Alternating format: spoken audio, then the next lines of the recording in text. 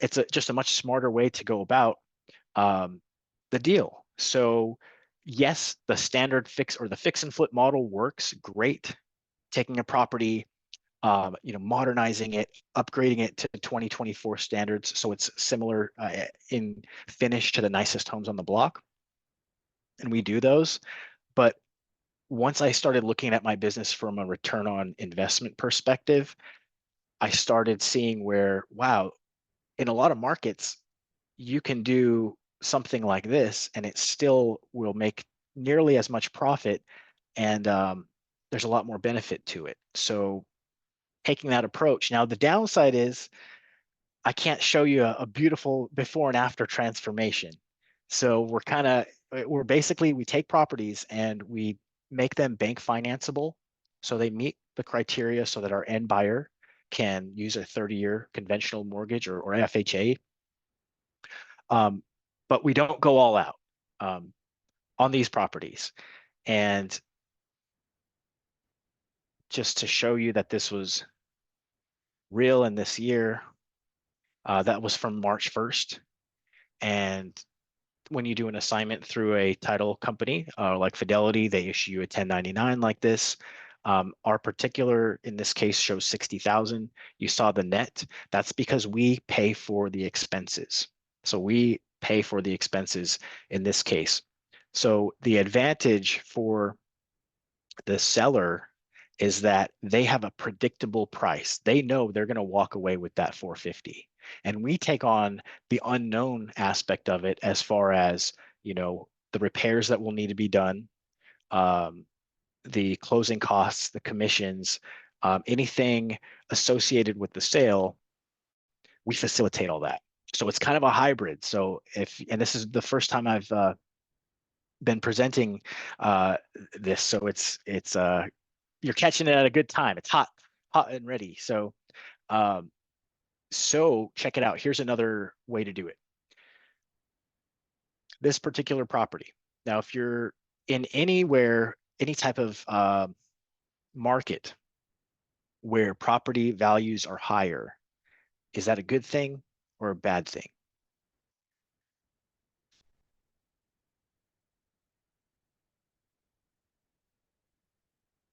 Not a trick question. I think there's two schools of thought there, and neither of them are wrong. But in a lower price market, our property is more accessible. Our mind thinks, okay, well, or I should say most of us think along the terms of, okay, I'd rather do a flip on $100,000 house than a $500,000 house because it seems less scary or less of a risk or less of a commitment just because we're kind of conditioned. But here's the other side of that. And so that's why people, I think, in California and stuff, they try to like look in the Midwest or places where property values are much lower. But the downside is you're never going to make six figures or 100,000 on six figures or 100,000 or more, or even a large five-figure check on something that you can buy for 100 and sell for 180 or something like that. So the beauty of a market, and where I want people to see that there's an advantage actually playing in a higher price market, especially if the higher price isn't a reflection of luxury properties. If the higher price just happens to be a higher price for a fairly nice but normal-ish house, then you're even better off because you don't have to go for luxury level finishes.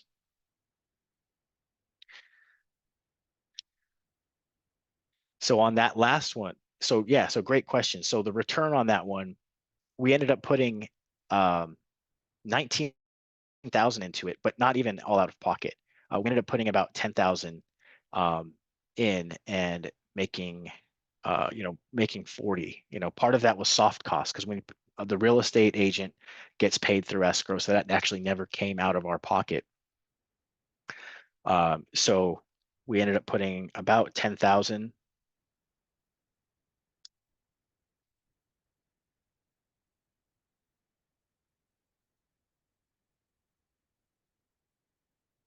So, I mean, that's like a 400% return if you look at it that way. If you take the 40K over 10,000 that we're actually out of pocket, I mean, that's in a matter of months. Um, and by the way, you don't have to take title. When you do this, you're partnering with the seller. They're not selling the property to you and then you flipping it. So you don't have holding costs either. So just massive uh, when you look at it like that. So this particular property, this is a or I should say a $1 million property, right? So a what's the source of this deal? Hired landlord. What's a tired landlord? Well, someone who's tired of being a landlord. It's not a specific. I mean, you can pull tired landlord lists, but the idea is, I mean, this guy basically really was a tired landlord. Um, Gentleman had owned the property for several years, him and his siblings, and they were ready to cash out. And the property, not in perfect condition, not in bad condition, lived in, outdated, but it had been a rental for many years. And so they wanted to sell it. They didn't want to have anything to do with the sale. That's the biggest thing here. The convenience, again, the convenience we're offering is, you know, this guy wants to sell his property. He really wants just a hands-off experience. He doesn't want to interact with, have to deal with the tenant, with showings, with negotiations, with any of that. He just wants it done. Uh, so what do we offer? Exactly that. We take on all of that stuff. And when I say we, I mean myself and a great real estate agent that we work with too. Or, and when I say you, it can be you yourself if you're a real estate agent, or, yourself and an agent. Because an agent's going to bring the buyer for these properties in most cases. So here's what we do. We put the property under contract at we agree at a price of 1.25. We have to go in there and do very little work, but we do have to manage the showings, and we have to manage very carefully with the tenants on how to get the property sold. So a major convenience piece here that we're offering and bringing to the table to work with. And this is we're in a people business. So if you are, everyone wants to be heard. Everybody, wants to be taken care of. If you think about, you put yourself in the renter's perspective, this was their home for many years too. So it's not just like, transactional. Like, we have to basically keep everybody happy in the whole process for it to all go smooth, which is not, it's not a problem, but there's a lot of times where I think that can get neglected in scenarios. And that's, it may sound, I guess, simple, but it's like one of the things is like, keeping all the parties, um, okay, and with what's going on and everything, and kind of being that mediator because, they have to find a new place to live.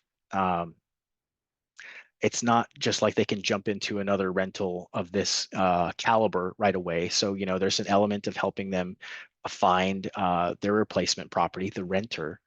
And but what we do at the end of the day is we're able to sell it for someone who wants to come in and completely make it their own and end up netting a very handsome profit, which that would have been impossible on a house in the 100 or $200,000 range.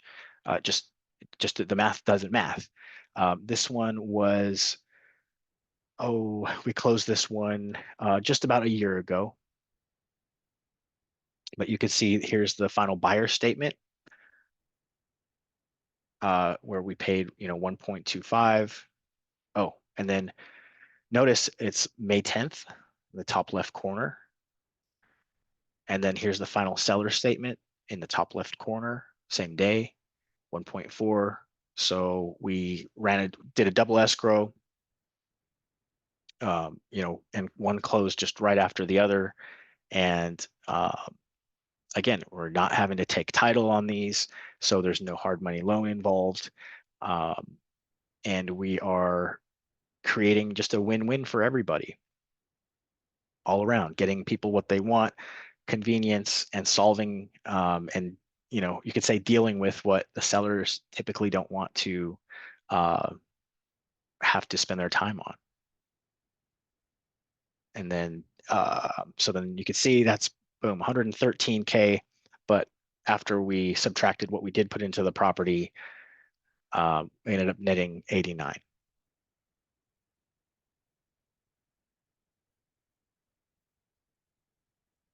Are you with me so far? Are you picking up what I'm putting down?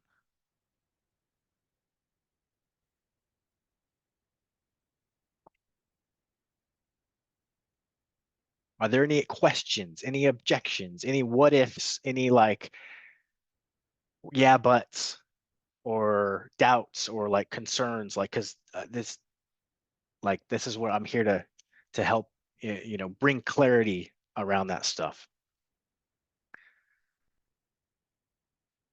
Drop them in the chat if there are. Cool, cool. Glad to hear. Glad to hear.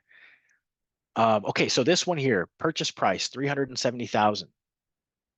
Now these pictures, the one of the interior here, this is after it's cleaned up. Now this is a condo. So condos, townhomes, mobile homes, single family, uh, all that stuff. It all falls multifamily, land. It all falls within the category of we're open to anything. Real estate's real estate. So I wouldn't say townhomes, condos, mobile homes. It's all. You don't have to just think of a single family.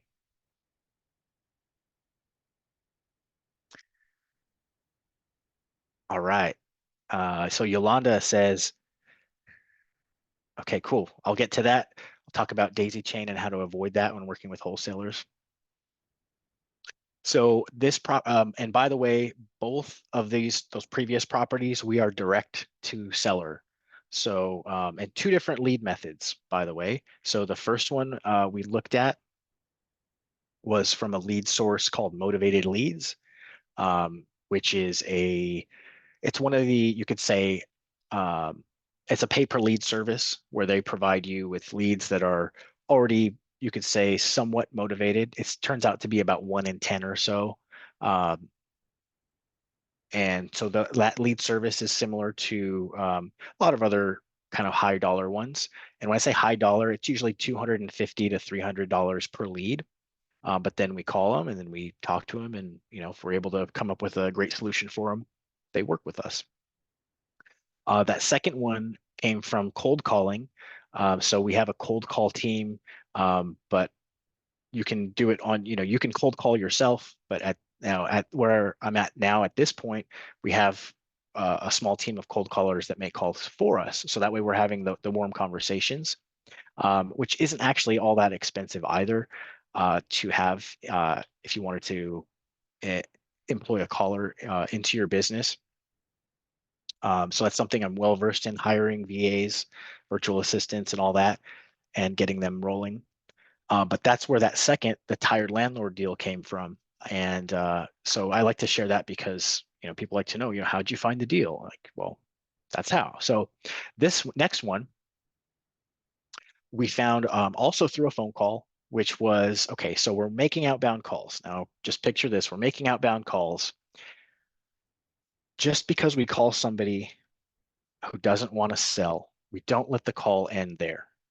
We usually ask two questions in addition to that. Would you happen to be a buyer in today's market? So then we're seeing just by chance, if they're not looking to sell, would they possibly be looking to buy? Because that can be something there. And then usually the next question is, do they happen to know anybody who is possibly interested in selling? And that's where this led to our lead manager, Anthony, was calling. He spoke to someone who's not the owner of this property, but they knew the owner of this property. And they knew the owner of this property wanted a convenient sale to be taken care of, to basically have their needs met with regards to helping them move the property, helping them pack all of their stuff up, helping them move it to a new property, help with regards to doing some cleanup, doing some some light work around the property, repairs, but they didn't want any part of it. And so friend A tells friend B, hey, I talked to this person who named Anthony. He buys houses, and I think, this might be someone you'd want to talk to.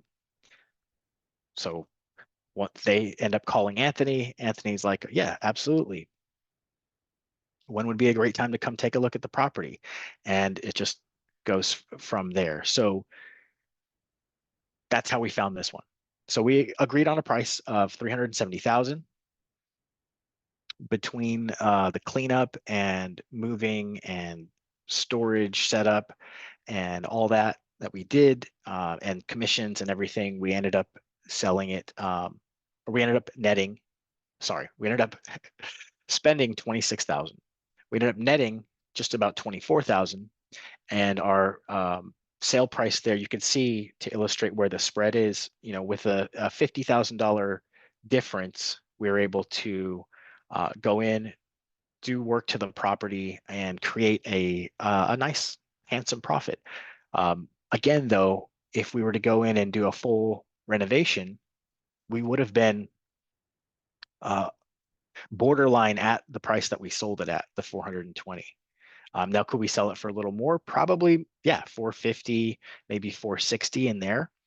But at the end of the day, again, you're looking at a very similar uh, profit, and you're looking at a much quicker process in this sense. Plus, you have to look at, if we were to do the full fix and flip, we would have had to, you have the expenses of a hard money loan, um, and all of those costs in addition. So you're really, it's like maybe we might have made it a little bit more, but then otherwise, a couple years ago, this would have been like a listing referral, probably refer it out to an agent to list the property.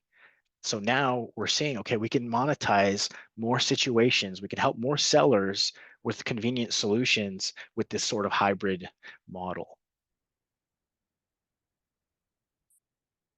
And this one was March of this year as well. And so you can see the sale price of 420. And now in this case, the balance due to seller, the bold number, is not what went to me. The balance, that is what went to the seller. If you look and you see the payoff line item, that 28.8, that is what went to me. So it's coming out as a charge in this case because of the work that we put into the property that can be paid through escrow. Similar to if you have termite work done at your property, if you've ever gone and sold the property and it needs some termite work done, it's not uncommon at all for the termite company to go and do their work, do the fumigation, and then get paid out of escrow. Just same concept. And what we do is we work very closely with the title company, to make sure they understand the seller is to net this amount. We are, no matter what happens as far as expenses and escrow, charges, um, anything that pops up, we're taking care of because we want to ensure the seller nets this specific amount.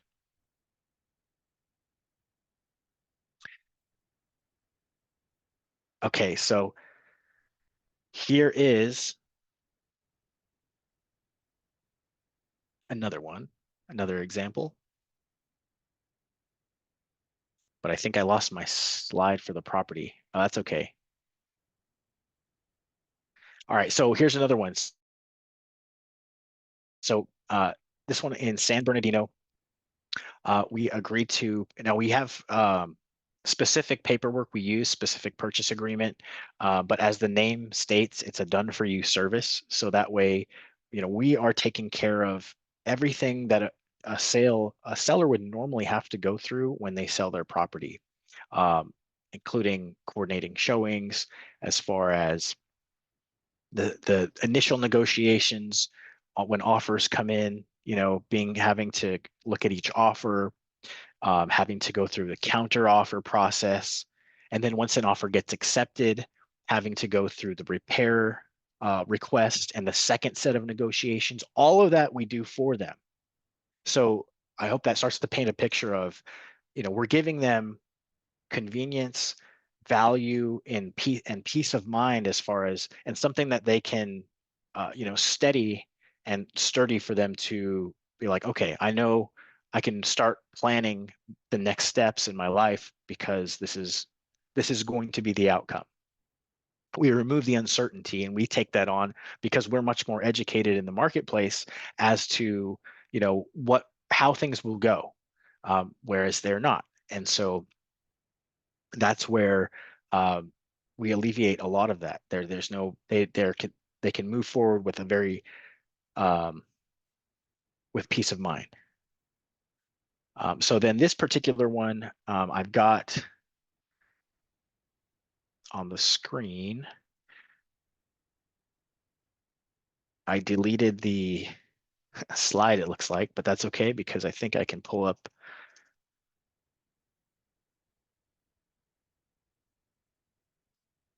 So, okay, so this particular property also, so my favorite method,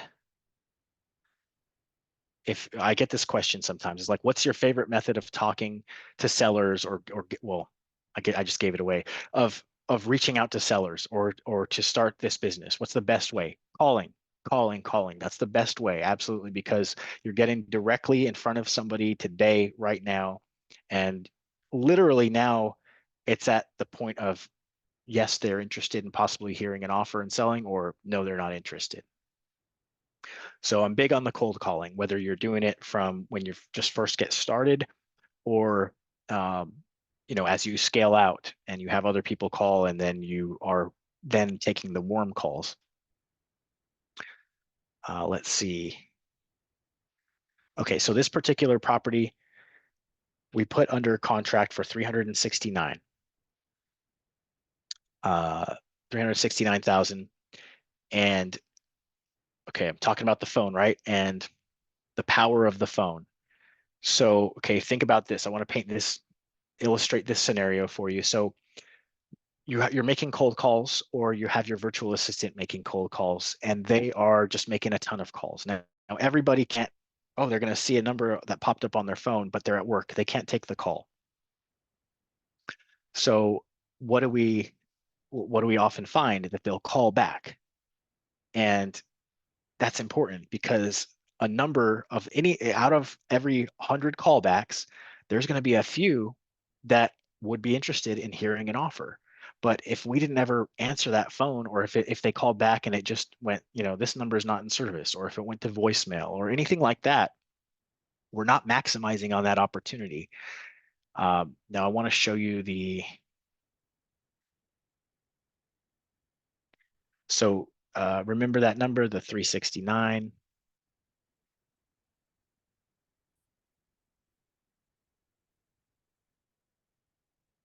And what I'm going to just pull up real quick is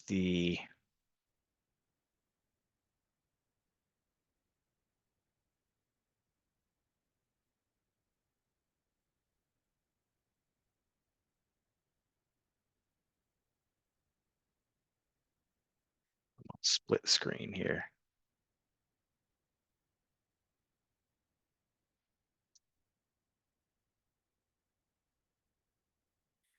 Okay, sold 517.24. Come on, Zillow. Show us those pictures. Okay, so there it is. So check it out. It's cleaned up a little bit. It's got new carpet.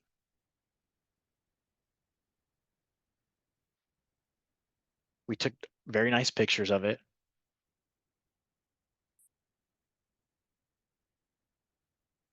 And we did some repairs on this. We did do some repairs after the fact. of taking these pictures per the lender's request.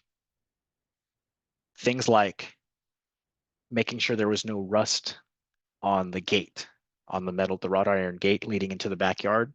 Rust is it's a no-go for FHA loans. Can we take care of that?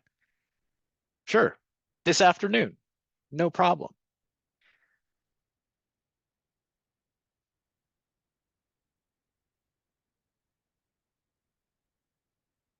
So Anthony gets a call back on the phone, and hey, there's a piano. This one came with a piano too. Okay, no, Anthony get a call. He gets a call back on the phone, and Jeremy, yes. excuse me, Jeremy. All we see is just a white screen. Oh, Yeah, thank you for letting me know. no worries. It says it's paused. Why is it? Oh, okay. We Thank saw you your for letting me. PowerPoint just a second ago, too. Okay, cool. Here, let me share the right one. Thank you for saying that. I thought everyone was looking at the property. No worries. Okay. Okay, cool. So,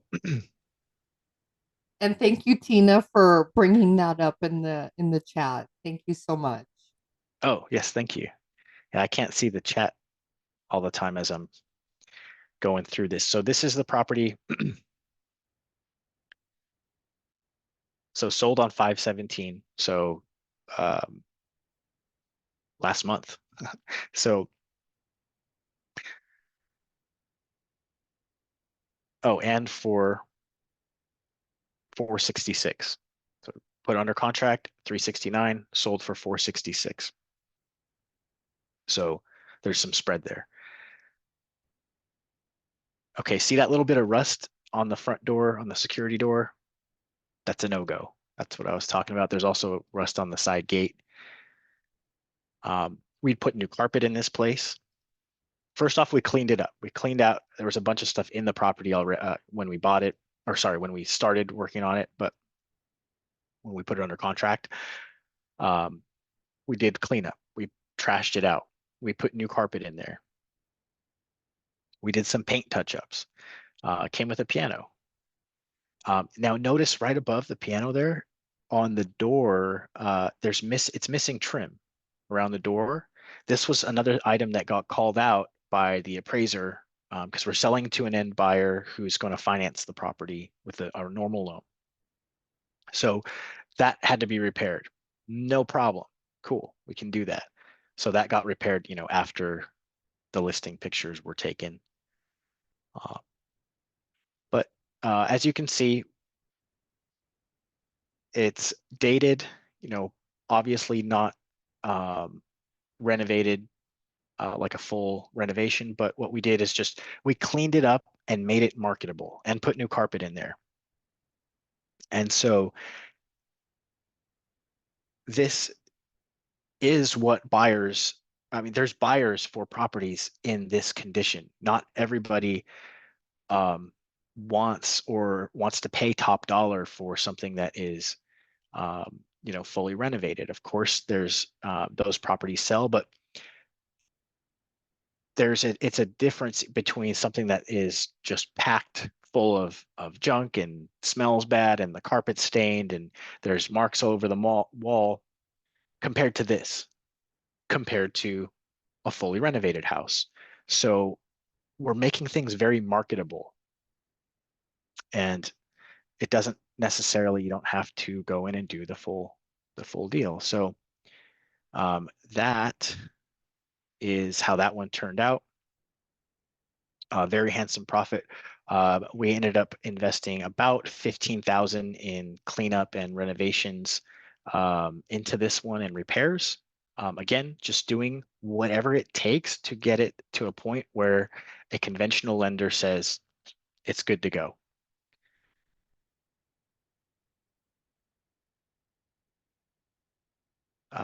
Let's see. Okay, cool. Oh, it paused the sharing again. Okay. And let's get back into, okay, We see it. It's fine. okay, thank you. Perfect. Okay, cool. So again, not a full fix and flip. I keep saying that, but it's almost amazing to me even because this is like the kind of money that we're making on fixing and flipping properties, but it's just we're not buying as low, we're not putting as much into it, and we're not selling as high. We're buying it a little bit higher, we're putting a little bit more into it and selling it at a price that makes sense on the market. So this particular one, we do some virtual investing across the nation too. So where we typically, I'm not going to get involved in a fix and flip unless I have a partner or a student boots on the ground out of state. But I'm definitely open to wholesaling and doing assignment deals out of state because at that point, the entire world becomes your or U.S. at least becomes your potential playground for doing deals. So we connected again via phone call, cold calling to a a landlord who wanted to sell a property. Now it turns out we weren't able to come to an agreement on that. We weren't able to arrive at a price that would work for them, but we have a great listing agent in local there in Kansas City, who we came to an agreement to where, hey, if we have a motivated seller, we have someone, but they want to, someone motivated to list their property, ready to go. Is there any way we can sell you that lead? Um, and she's like, yeah, of course. Let's do business. So what we end up doing is basically just like Zillow provides a lead service or any other of those for real estate agents. Effectively, we function as a marketing company, or we're marketing, right? We're making cold calls. We have a great conversation with someone who wants to sell. It's just one of our solutions isn't a fit from here, and we're able to basically give this real estate agent a lead that it's the person's ready to sign, and then now we're able to collect a lovely fee. Now, is it as much as some of the other deals? No, not nearly, but we just monetize the phone call that otherwise would have just ended up in a lost lead category. So plus $1,900 pays for a lot of marketing. So keeps the lights on, keeps the operation going again through phone calls. I've been at this long enough to really try to um, extract every bit of opportunity out of the operation. So monetizing phone calls in different ways, and that's where the money phone, the callback phone came from. That's where the second and third question came from. Would you happen to be a buyer in today's market, um, or would you happen to know anybody else that is looking to sell? The marketing, providing leads for agents in the local areas, same thing. There's a lot of ways to monetize a phone call and make money in the world of real estate, thinking beyond just, oh, I can make you a cash offer at 65%.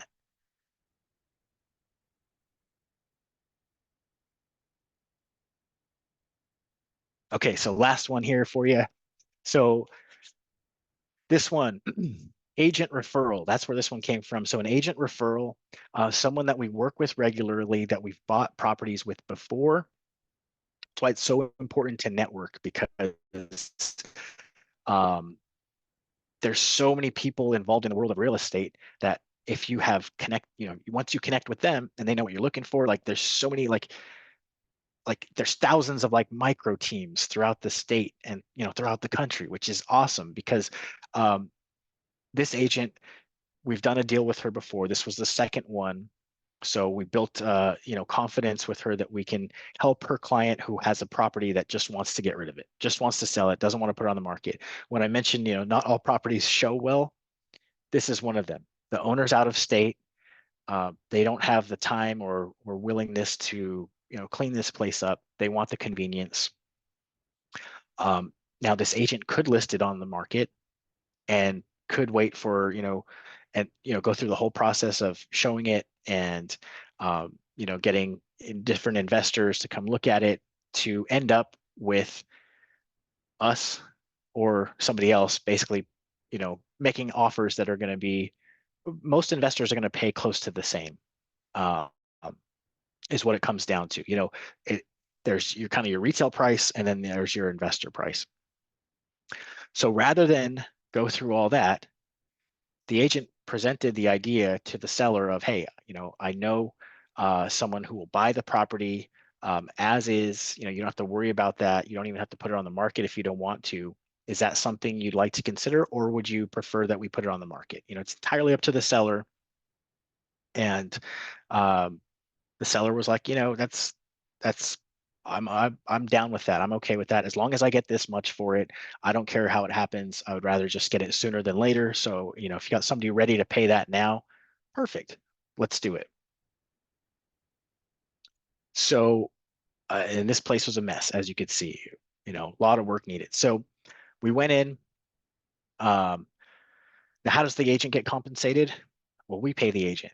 So we take care of the agent in the same manner that um, they're going to make the same commission as if they sold the property otherwise. We're going to pay a 2.5% to them, or whatever the case may be. So that's why that agent, she's okay with it. We ended up connecting this property to one of the investors in our network, and they were willing to pay us a little bit more, um, or a lot bit more, because of what they wanted to do with the property and the potential that they saw. And so we're like, okay, that'll work.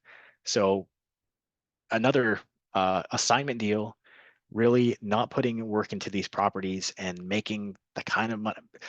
My first fix and flip, I made 44,000, and that was like, wow, this is enough to now I can start replace, two of these a year. I can replace my income from my W-2, and so that it gave me the confidence to leave and start doing this. And as the business evolves and you get more savvy with the operation, you're able to do things like this where it's much less of a headache, much less work. You're flipping paper, and at the end of the day, everybody's getting what they're after. So those are some examples of what we're doing.